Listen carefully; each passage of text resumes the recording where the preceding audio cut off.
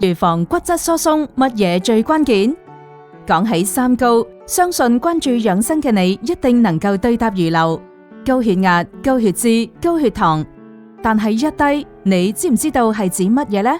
喺呢度，希望大家都可以好似重視三高咁樣關注一低，就係低骨量引起骨質疏鬆以及骨折嘅風險。好多人覺得隨住年齡增加，骨量丟失同骨質疏鬆係自然現象，唔係疾病，亦都唔需要防治。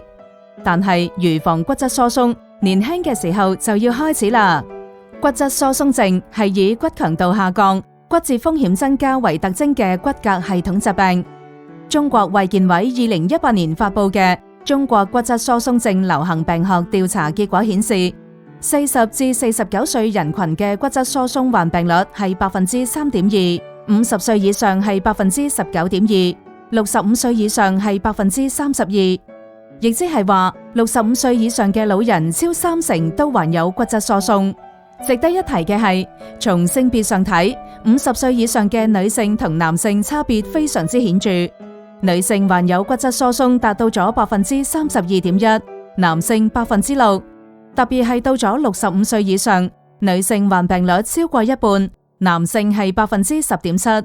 而且隨住年齡嘅增高，骨質疏鬆嘅患病率亦都係明顯喺度快速上升，尤其是女性到咗80歲以上，已經高達60%幾嘅患病率。而另一組數據則更加直觀咁話俾我哋聽骨質疏鬆嘅破壞力。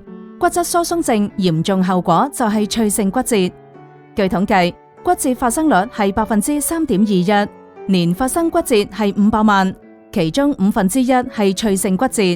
咁邊啲人群更容易患上骨質疏鬆症呢？一、更年期嘅女性，雌激素分泌降低，會促使骨質流失，絕經後女性成為骨質疏鬆嘅高發人群。二、體型瘦小，體質輕，尤其體重喺45公斤以下嘅成年人。三、營養不良，太少攝取含蓋食物，或者本身營養吸收能力較差嘅人。四、缺乏運動，經常捱夜，久居室內嘅人。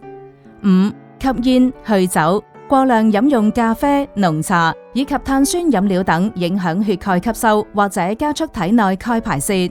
六、長期服用抗痙攣藥、抗凝血劑、胃藥、利尿劑、皮質類固醇等藥物嘅人。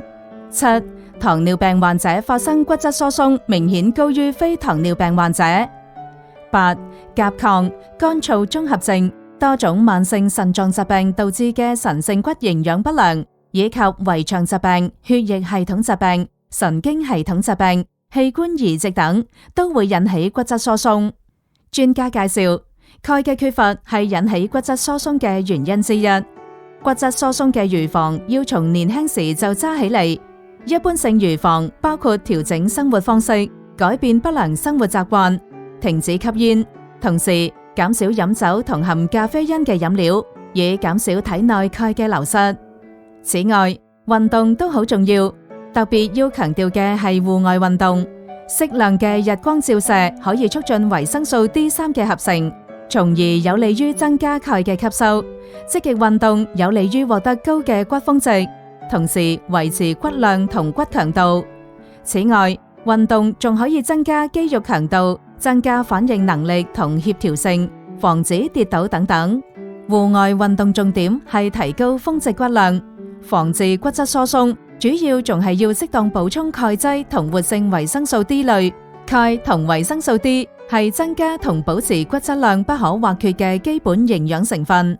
根黃鈣加 D 係以無污染地區深海牡蠣殼為主要原料，經過1200度高溫煉燒，其碳酸鈣含量逾 99%， 無異味、易消化，並添加維生素 D3， 可促進小腸嘅鈣吸收，並微粉化處理，細度達到800目以上，果粒細小，提高咗游離鈣嘅濃度，解決咗鈣製劑難以溶解嘅問題，提高咗鈣嘅生物利用活性，並將其均勻分布到骨骼、牙齒、血液當中，改善骨骼堅硬度、骨折、腰酸背痛、骨軟化等。根黃鈣 D 售價新幣38蚊，喺新加坡各中西藥行均有出售。詢問電話65625526。